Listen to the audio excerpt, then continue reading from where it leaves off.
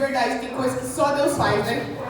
Quem aqui tem parente desviado, filhos no mundo? E hoje, a glória do Senhor Jesus, eu posso dizer que eu sou a resposta de oração.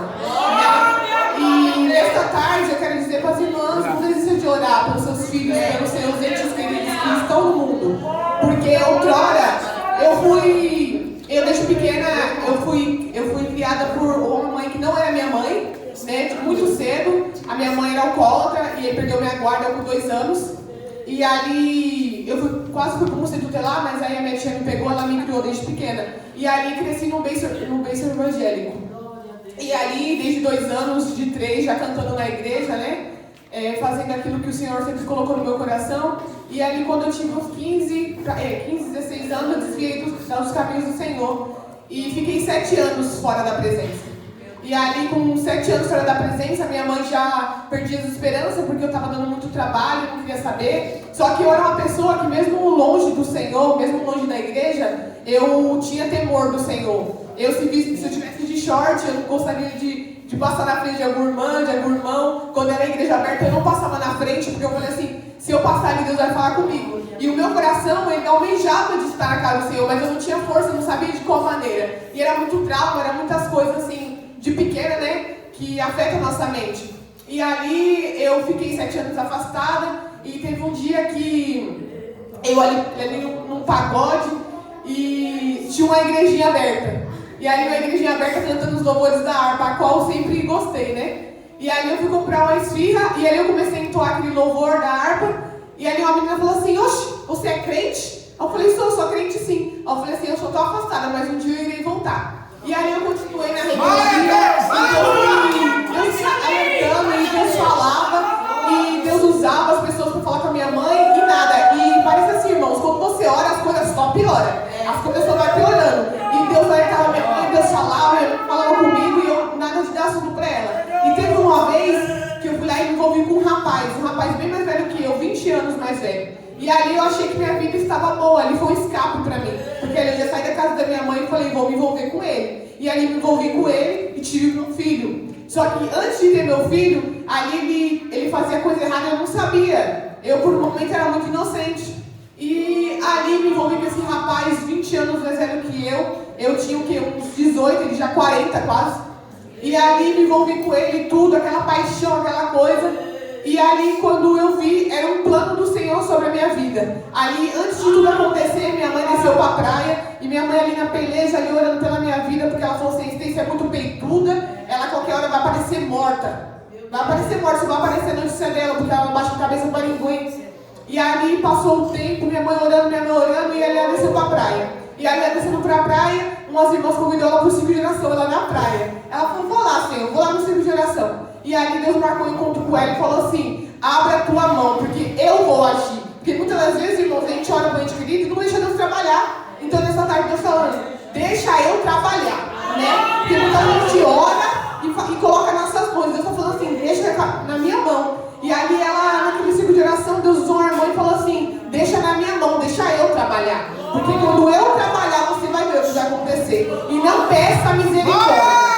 E aí, naquela mesma semana, minha mãe veio tomando posse daquela palavra que ela ali escutou do Senhor, voltou e não falou nada. E naquele final de semana, eu ali fui na casa dela e eu não sabia o que estava prestes a acontecer sobre a minha vida.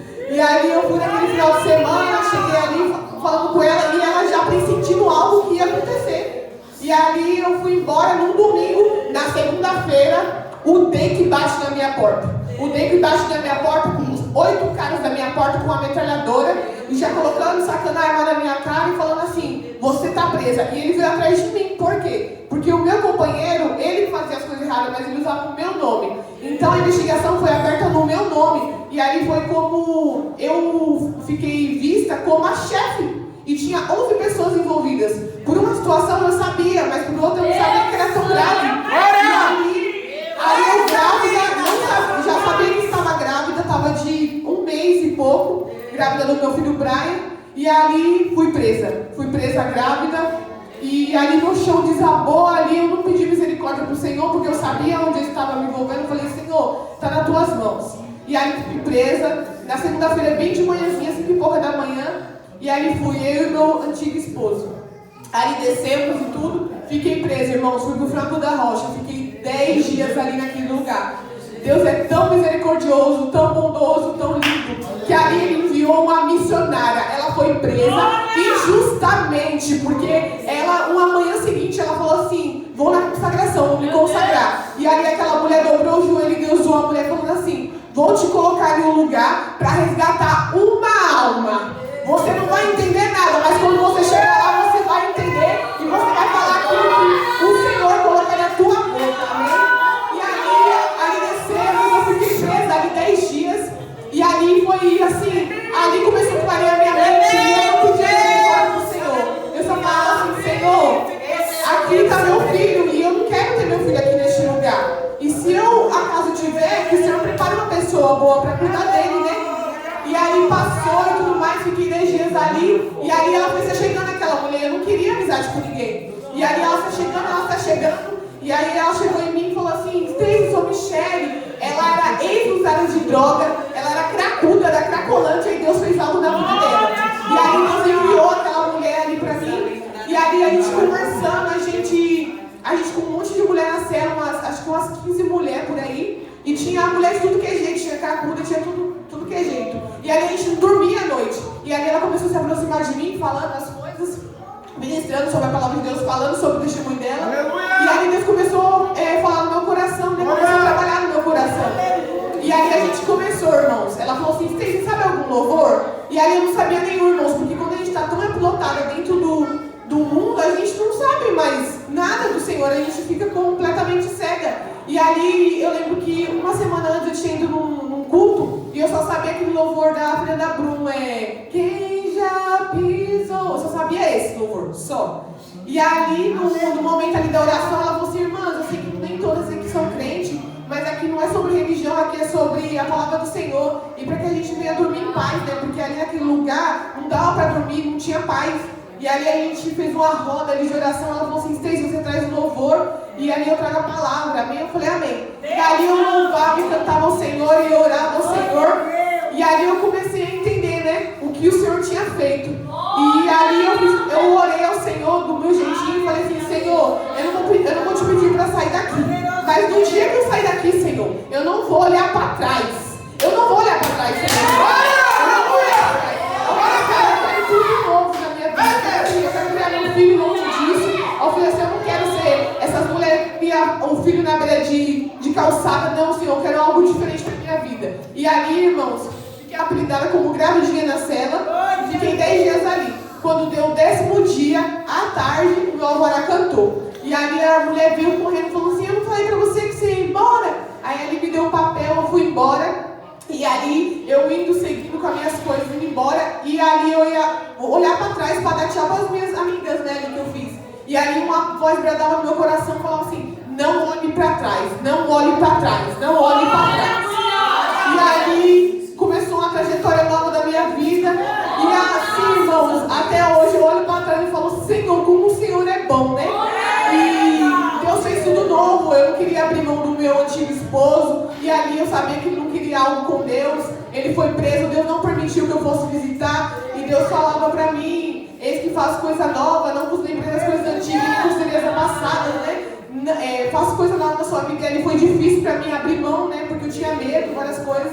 Mas Deus tem estratégia, irmãos. E ali ele me fez ficar sozinha por um momento, criar meu filho. E hoje, pela glória de Deus, ele me recompensou como esposo, homem de Deus, pregador da palavra, restituindo tudo de volta, né? E aquilo que eu achava que era impossível, aquilo que eu achava nos meus olhos que não ia acontecer, aconteceu.